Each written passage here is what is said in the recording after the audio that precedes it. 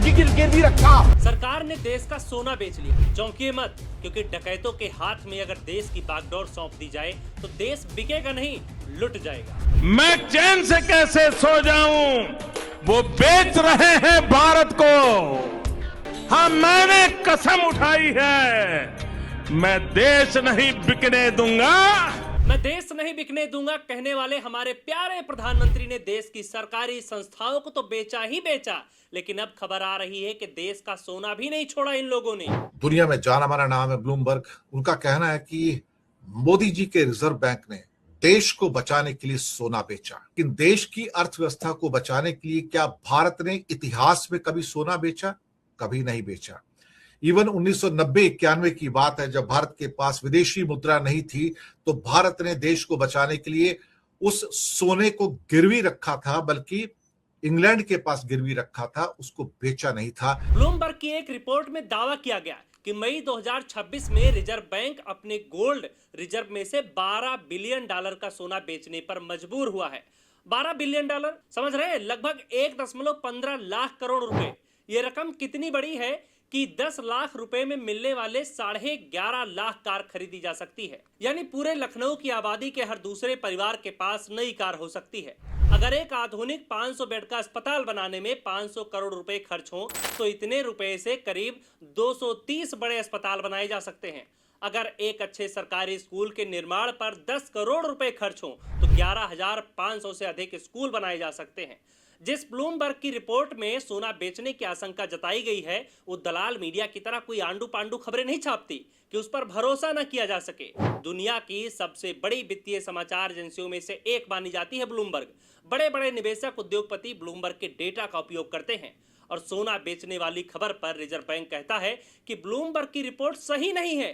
सोचिए, रिपोर्ट ही गलत ठहरा दी गई और रिजर्व बैंक का स्वर्ण भंडार 880.52 टन पर यथावत है। लेकिन रिजर्व बैंक के आंकड़ों में 880.52 टन स्वर्ण भंडार की स्थिति 24 अप्रैल 2026 की तारीख तक की दिखाई गई है। लेकिन ब्लूमबर्ग ने सोना बेचने की बात तो मई महीने में बताई है। मतलब ये कितनी हास्यास्पद बात है भाई। अगर कोई कहे कि मैंने मई के महीने में अपनी कार बेच ली है तो मैं अपने परिवार को दिखाऊं कि नहीं नहीं, कार तो अप्रैल तक मेरे पास ही थी।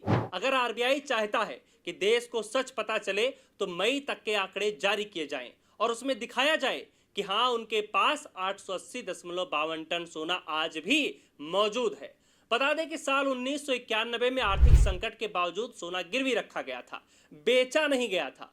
उस मामले पर इसी बीजेपी ने तीखे सवाल किए, सुनिए। यूपीए ने भारत मां के सोने को गिरवी रखा, हमारी मां के सोने को गिरवी रखा, और दूसरे लल्ला ने, हमारे नरेंद्र मोदी ने अपने मां को अलंकृत किया।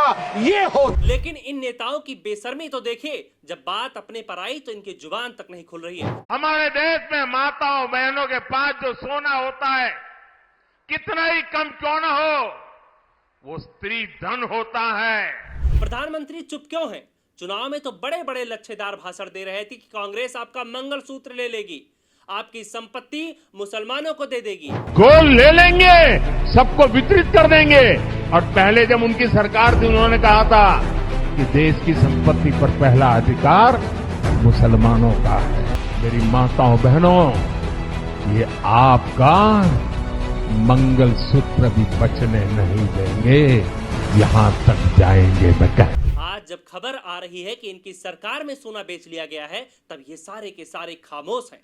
अगर ब्लूमबर्ग का दावा सच है और आज अगर विदेशी मुद्रा भंडार बचाने के लिए सोना बेचना पड़ रहा है, तो इसका मतलब राहुल गांधी का वो बयान सही है जिसमें उन्होंने दावा किया है कि आर्थिक सुनामी आने वाली है। सुनिए उन्होंने और क्या कुछ कहा। भयंकर आर्थिक सुनामी अब आ रही है। उसका कारण है कि हिंदुस्तान का जो प्रोटेक्शन का सिस्टम था, जो इंटरनेशनल इकोनॉमी से एक प्रकार से शॉक अब्जॉर्बर था, उसको बीजेपी ने हटा दिया है। 1 साल के अंदर मोदी जी प्राइम मिनिस्टर नहीं होंगे। भाई मुझे तो यही नहीं समझ आ रहा है कि चल क्या रहा है आखिरकार। एक तरफ प्रधानमंत्री कहते हैं विदेश यात्रा न कीजिए और अगले ही दिन मेलोनी से मिलने विदेश निकल जाते हैं।